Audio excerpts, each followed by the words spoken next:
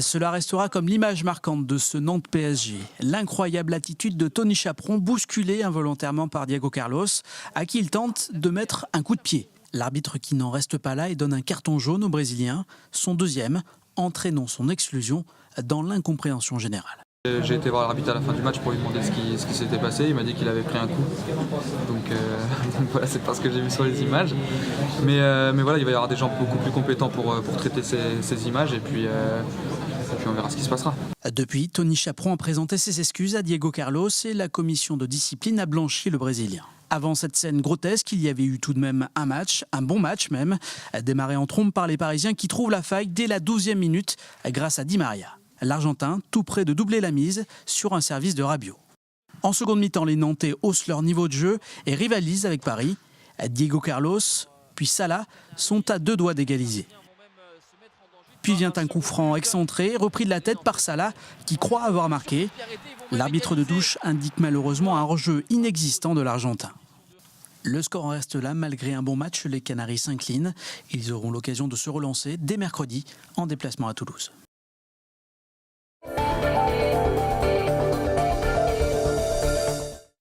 Le feuilleton du projet d'aéroport de Notre-Dame-des-Landes devrait connaître un tournant majeur dans les prochains jours avec l'annonce de la décision du gouvernement. Sur place, les anti-aéroports attendent avec davantage de sérénité depuis la publication du rapport des médiateurs. Adrien Godet est allé à leur rencontre. Un optimisme prudent. Voilà le sentiment qui domine du côté de l'ACIPA. Si l'association historique d'opposants au projet d'aéroport se félicite du dernier rapport des médiateurs, les rebondissements dans ce dossier ont été nombreux. Nous, on est confiants. Mais après, tant que c'est pas écrit, c'est pas écrit. Et on sera relativement, totalement satisfait le lendemain de la déclaration d'utilité publique qui est valable 10 ans. C'est-à-dire que le lendemain du 8 février 2018, c'est là que nous serons totalement rassurés. Tout le monde, au niveau de la population, aspire à une réponse claire sur le sujet. Parce que tout le monde sont un peu là. Une lassitude que partagent également les agriculteurs de la zone. En lutte depuis 40 ans pour certains, ils ont déjà leur idée sur l'avenir de la ZAD si le projet est abandonné. On fera tout pour que ces terrains puissent être un peu une zone expérimentale pour des différents projets agricoles et autres, et de profiter de tout ce qui a été vécu pendant ces dernières années avec des nouveaux habitants qui sont arrivés, un monde agricole qui s'est investi dans cette lutte et qu'on puisse préserver ce bocage, faire de cette zone une zone expérimentale sociale, agricole et environnementale. Donc toutes les structures de copains vont s'impliquer en fait pour aider les gens qui veulent s'installer ici et que les terres soient destinées plutôt à ce type de projet qu'à l'agrandissement de fermes. Une option défendue dans une tribune libre il y a une semaine par Mathieu Orphelin et José Bové. Objectif, éviter une évacuation violente de la ZAD.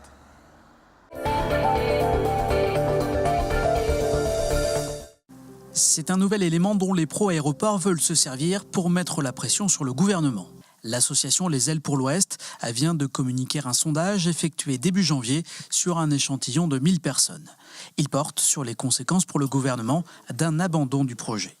56% des personnes interrogées estiment que l'autorité de l'État serait affaiblie si le projet d'aéroport était enterré. Autre enseignement, pour 55% des sondés, un renoncement reviendrait à céder aux zadistes. Des chiffres dont on ne sait pas encore si les membres des Ailes pour l'Ouest ont eu l'occasion de les présenter au Premier ministre Édouard Philippe lors de sa visite surprise en Loire-Atlantique samedi dernier.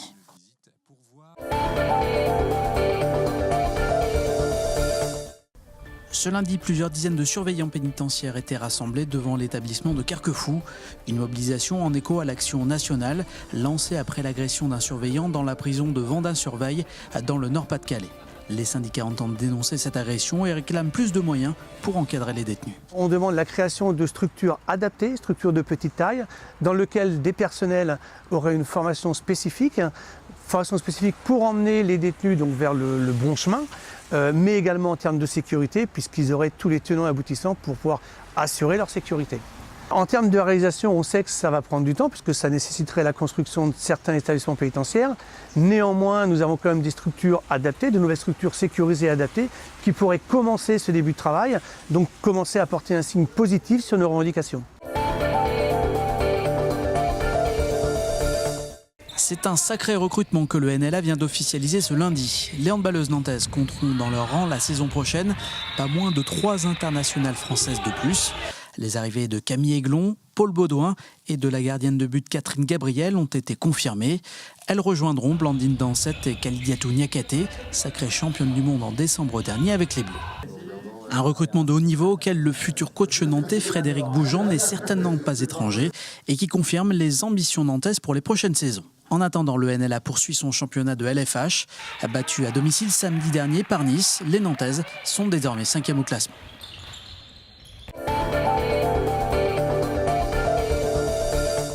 Les Nantais ne croiseront plus Marcel Desailly dans les rues du centre-ville. L'ancien champion du monde vient de vendre l'hôtel particulier qu'il occupait depuis 2009. Un bien du 19e siècle classé au patrimoine nantais et entièrement rénové. 750 mètres carrés de haut standing, rue Arwis dans le quartier Guisteau, qui se sont vendus 4 millions d'euros. L'acquéreur est un industriel nantais encore en activité. C'est la transaction la plus élevée pour un bien particulier à Nantes, assure l'heureuse agence immobilière qui a conclu la vente aux vacances de Noël.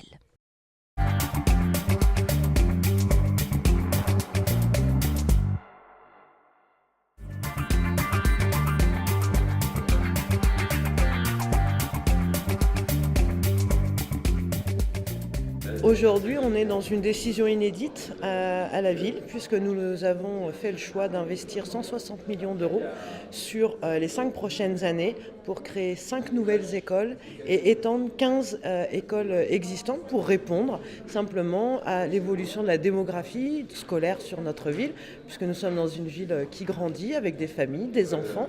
Il nous faut préparer l'avenir en sérénité et faire en sorte que nous puissions accueillir tous les enfants d'ici 5 ans. On ouvre des classes tous les ans à Nantes, et ce depuis 2013, on en a déjà ouvert 73.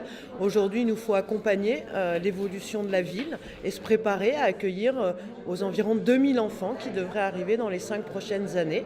Donc l'objet de cet investissement, de ce plan de déploiement des écoles nantaises n'est autre que notre responsabilité d'anticiper et de préparer l'avenir pour les Nantais.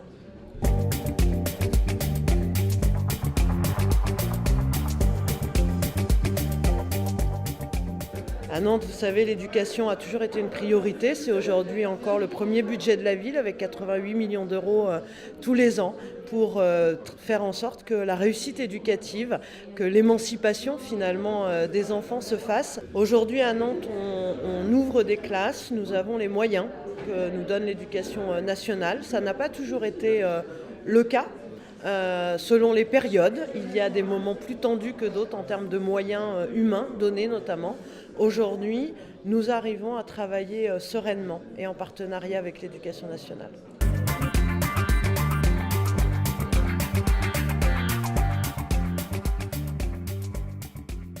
En 2013, nous avons fait le choix de mettre en place la réforme des rythmes scolaires parce que nous sommes convaincus que sur le fond, cette réforme est une plus-value pour l'apprentissage des enfants, puisque je rappelle qu'en France, notre pays n'est pas le système éducatif le plus performant au regard des études, notamment de l'OCDE. Le gouvernement a donné le choix aux communes de pouvoir revenir sur cette réforme. Nous ne souhaitons pas à Nantes rediscuter de la semaine des 4 jours et demi. Ceci étant, nous sommes toujours en travail et en discussion.